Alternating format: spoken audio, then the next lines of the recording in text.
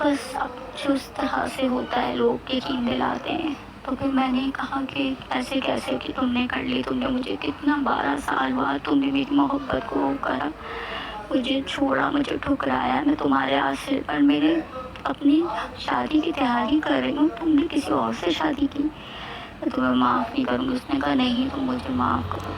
आपको मैं कैसे यकीन दिलाऊँ, रातें वहाँ गुजरती थी, मैं तकिया मेरा देखता था, मैं हर रात इतनी अज़ियत से गुजारती थी, लेकिन मेरे दिल में अल्लाह का खौफ बहुत था। मैं ये डरती थी कि नहीं वो अब उसका शौहर है, नहीं।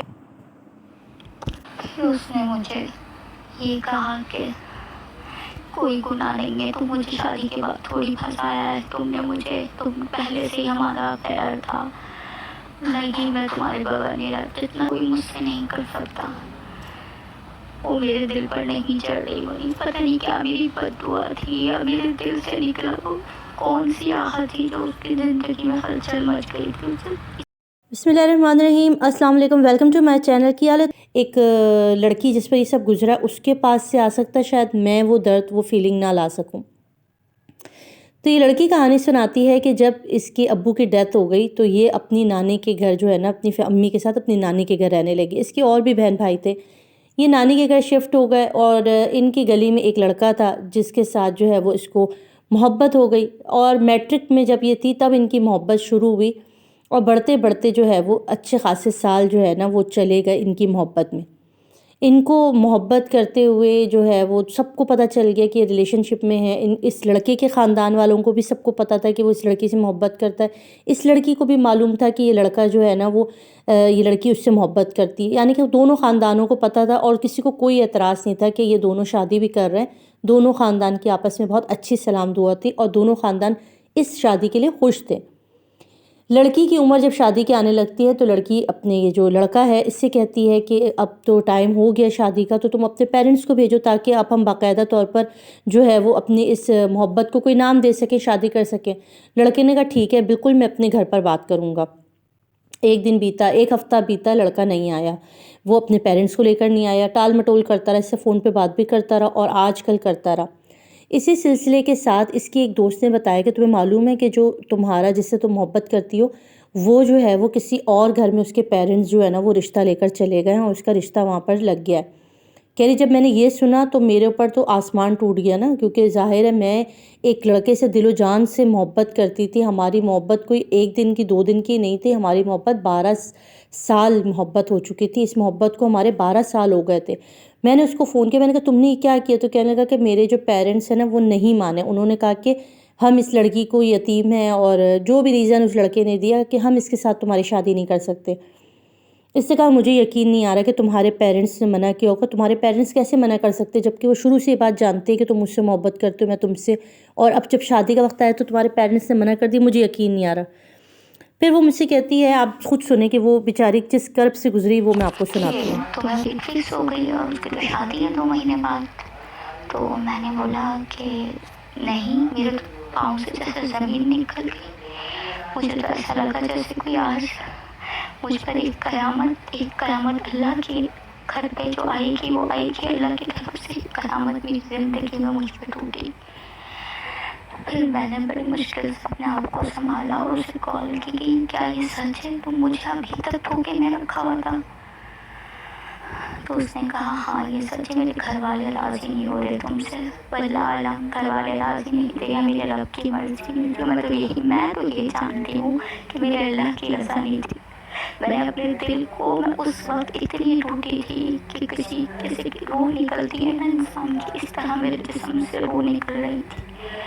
वो वक्त उसकी शादी का था और लम्हा लम्हा अंदर ही अंदर घुटती जा रही थी। ऐसा लग गया था मुझे जैसे मैं मर जाऊंगी, मैं बच नहीं सकती। मुझे किसी ने कुछ कहा तुम ऐसा कर दो, तुम वैसा कर दो। मगर मेरे घर वाले बहुत शरीफ थे, मेरी माँ थी शरीफ औरत थी ना, तो सारी ज़िंदगी हमारी वजह से शादी नहीं की कहीं और। मैं उसी माँ की बेटी थी। मैंने भी अल्लाह को छोड़कर सब्र कर दिया कि नहीं, अल्लाह की मर्जी है, अल्लाह ने उसे मेरे नसीब में दी। लेकिन ये लफ्ज़ मेरे सिर्फ ज़बान में थे, मेरा दिल तो ये कह रहा था कि काश कोई मौका हो जाए और वो मुझे मिल जाए, काश कोई मौका हो जाए पता है उसकी शादी की रात आ गई और उस रात भी मेरी दुआ उसके लिए कभी कोई पूरी दुआ मैंने बदुआ नहीं, पर मैं इतनी तड़पती थी ना कि मैं जानती हूँ मैं आज भी अगर वो लम्हा बयान करूँ तो ऐसा लगे वो आज की बात है। फिर इनकी शादी हो गई। यहाँ शादी के बाद जो है कहती हैं कि शादी के 8 दिन के बाद जो है वो लड़का जो है वो वापस इसके पास आता है और इससे कहता है कि मुझे माफ़ कर दो, मुझसे गलती हो गई, मैं तुमसे ही शादी करना चाहता हूँ, मुझसे बहुत बड़ी गलती हो गई। अब कहती है, ये लड़की कहती है कि मैंने उसको मना किया, मैंने कहा देखो तुम्हारी शादी हो गई, मैंने मेरे साथ जो तुमने किया वो किया। तो ये कहता तुम मुझे माफ़ कर दो। इसने कहा नहीं, मैं कह रहा था तुम मेरा ना नंबर खोलो, नंबर तुमने मेरा ब्लॉक किया हुआ तो मेरा नंबर खोलो। तो ये लड़की नहीं खोलती तो कहता है कि तुम्हारी तस्वीरें हैं, मैं तुम्हें बदनाम कर दूंगा, मैं इसको जो है वो धमकियां देता है। तो ये मजबूरन नंबर भी खोलती है और ज़ाहिर इसकी मोहब्बत थी कहीं ना कहीं, ये अटैच थी, कहती है मानती है कि मेरी मोहब्बत तो थी ना, मैं चाह के भी इससे नफ़रत नहीं कर सकी। कह रही पता नहीं वो दुआ थी क्या थी कि वो बिल्कुल पागल हो गया था, जबकि उसकी भी नई नई शादी हुई थी, 8 दिन 9 दिन की शादी है, कोई मायने नहीं रखती। मगर जो है ये फिर वापस पलट आया मेरी तरफ और कहता था कि मुझे सुकून नहीं मिलता तुम्हारे बगैर। अब ये सिलसिला चलता रहा और उसके बाद जो है फिर इनकी शादी की बात आई तो उस लड़के ने कहा कि मैं तुमसे शादी करना चाहता हूँ। अच्छा, इस दौरान में जो है वो वहाँ पर उस लड़के के यहाँ जो है वो पहली बेटी जो है वो भी हो चुकी थी, औलाद भी। तो इसके साथ भी एंगेज रहे, इसके साथ भी वो जो है वो बात करते थे, मोहब्बत के दावे, वही सब कुछ चलता रहा। और वहाँ पे वो जो है वो उस लड़की की एक औलाद भी हो गई थी, बेटी भी हो गई थी। अच्छा, अब यहाँ जब इसके पेरेंट्स को पता चला तो इसकी माँ ने इसको मना किया लड़की को कि भाई अब छोड़ दो, अब इसने पहले ही तुम्हारे साथ इतना बुरा किया, तुम्हारे साथ धोखा किया और उसके बाद अब तुम फिर जो है इससे शादी करने का शोर मचा रही हो। तो ये फिर जो है ना अपनी माँ को जो है वो मजबूर करती है कि नहीं मेरी मोहब्बत है। कहीं ना कहीं ज़ाहिर है हम लड़कियाँ जो है ना वो मार खाती ही इसमें है कि हम मोहब्बत कर बैठती हैं, हमें पता है इस बंदे ने हमारे साथ जो है वो ज़्यादती की है, हमें जिस इंसान ने पहले जो है वो जब इसके पास मौका था कि वो मेरे साथ इसके साथ शादी कर सकता था तब नहीं की, तो अब क्या करेगा। मगर जो है ना हम लड़कियों की अक्लों पे जो है वो पत्थर पड़े होते, मोहब्बत की पट्टी बंदी होती है ना वफ़ा की। तो इस लड़की ने जो है ना वो इससे दूसरी शादी कर ली, ठीक है। अगर उसकी फैमिली को नहीं पता, वहाँ बिल्कुल छुपा के सेपरेट इस बंदे ने इससे शादी की, इसको एक फ़्लैट लेकर दिया, वहाँ पर ये लड़की जो है वो चले गई और सामान वगैरह सारा कुछ डाल के जो है ना ये वहाँ पर अच्छा, अब ये कह रही शादी तो कर ली, शायद ये अपनी जो लिखा तो हो चुका था, फिर मैं क्या कर सकती थी। तो खैर ये झूठ भी काले झूठों की तरह बेमायने रहा। फिर से मेरी रुखसती के बाद भी वो मेरे साथ नहीं रहे। पता नहीं उनके अंदर कौन सी हिम्मत नहीं थी, उन्होंने मेरे साथ रहने का कहा ही नहीं। और उनको टेंशन में थी कि उनकी बेटी थी ना, उनसे मोहब्बत वो मुझसे ही करते हैं, लेकिन उनमें हिम्मत नहीं है कि वो मेरा साथ दें ना। मोहब्बत में तो उन्होंने बहुत हिम्मत दिखा दी, जब मेरे शौहर बने तो उन्हें हिम्मत नहीं है।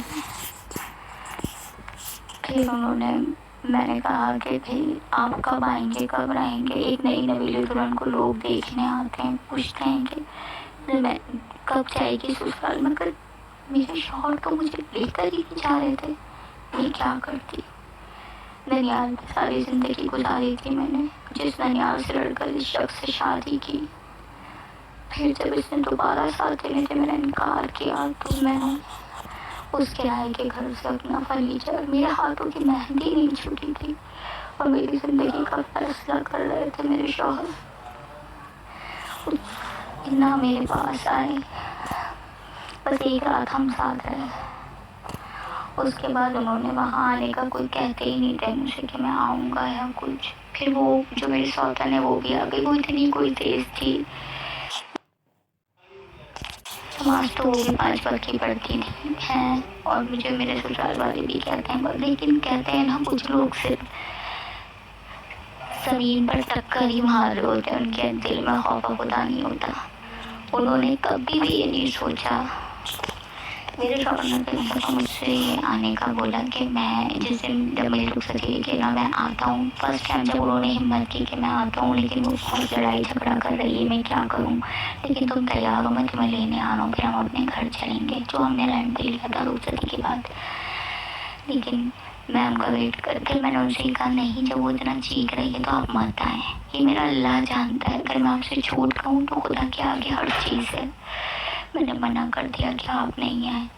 क्योंकि वो भी एक औरत है, उसे कैसे बर्दाश्त होगा, उसको शौहर किसी और का भी नया नया मामला है, अभी ना आए, बाद में सब वक्त होते ही सेट हो जाएगा, सब संभल जाएगा। लेकिन आज तक मेरे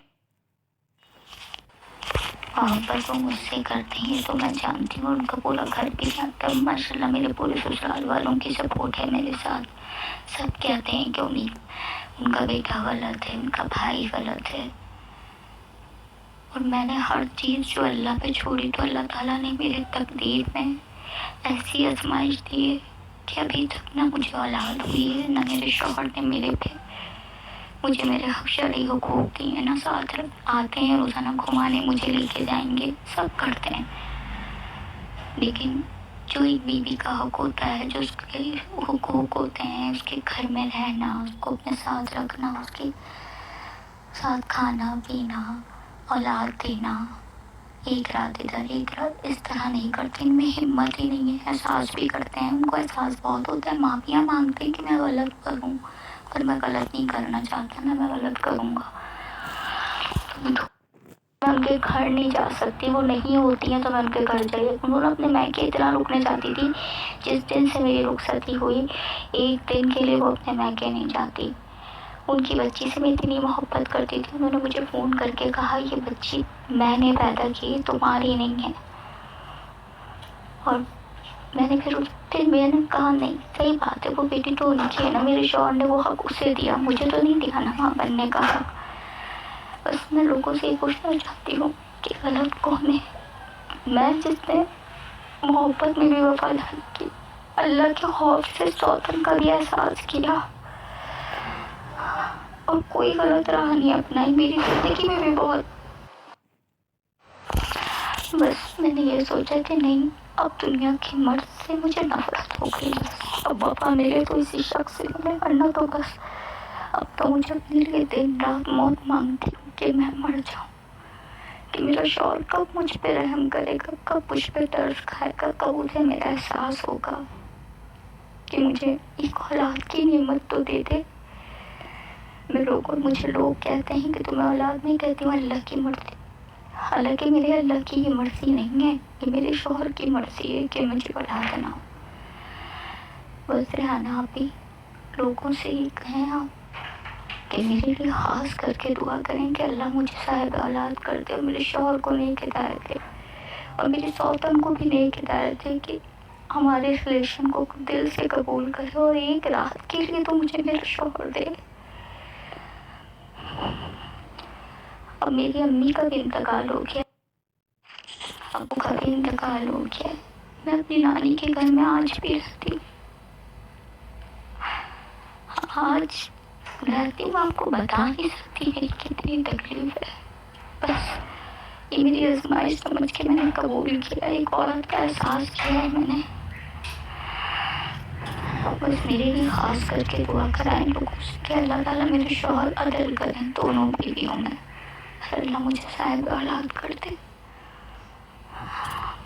और मुझे बताएं कि मैं गलत थी, हम में से गलत कौन था।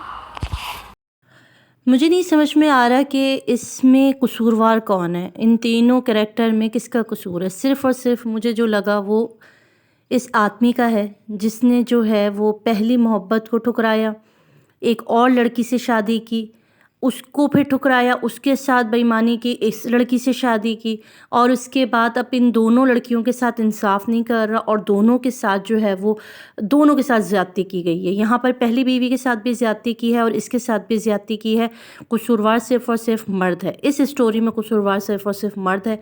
इसके तुम्हारे शौहर का है, मैं इस लड़की से कहना चाहती हूँ, क्योंकि उसने आपसे भी सवाल किया। आप ज़रूर कमेंट में बताइएगा। मैं अपने तौर पर ये जवाब देना चाहती हूँ कि जब तुम्हें इस आदमी ने फ़र्स्ट टाइम बेवफ़ाई की थी तो आपको उसी वक्त समझ जाना चाहिए था कि ये भरोसे के काबिल नहीं है। कुछ लोग होते हैं जो भरोसे के और एतबार के काबिल नहीं होते। जिस इंसान ने 12 साल मोहब्बत को ठुकरा दिया, जिस इंसान ने 12 साल मोहब्बत को जो है वो नज़रअंदाज कर दिया, वो तो अपने दिल का गिल्ट निकाल रहा था। उसको कहीं ना कहीं फ़ील हुआ, उसको अल्लाह की तरफ से पशेमानी हुई होगी, इसलिए उसने तुमसे सेकंड मैरिज की। मगर जब उसने दूसरी शादी कर ली तो उसके दिल से वो गिल्ट निकल गया, इस वजह से उसने जो अब अगर उसने दूसरी शादी कर ली है और 2 शादियाँ करने का शौकीन आदमी है और उसने कर ली, दोनों ज़िंदगियाँ बर्बाद कर ली हैं, तो अब उसको चाहिए कि दोनों के साथ जो है वो ईमानदारी के साथ, इंसाफ के साथ रहे। और पहली बीवी को भी मेरा यही है मशवरा कि अगर आपके हस्बैंड सेकंड मैरिज कर लेते हैं तो कसूर आपके हस्बैंड का होता है। आप अपने हस्बैंड को तो माफ़ कर देते हैं, उसके साथ तो आप हँसी खुशी रहते हैं, मगर जिस लड़की की ज़िंदगी बर्बाद की होती है हम सारा का सारा ब्लेम उसी को देते कि इसी ने क्यों शादी की, इसका कसूर है, इसने क्यों की। बाकी आज की स्टोरी बहुत ही ज़्यादा मेरा दिल टूट रहा। दुआ है मेरी इस लड़की के लिए, बहुत सारी दुआएं कि अल्लाह पाक इसके शौहर को, इसकी सौतन को, दोनों को जो है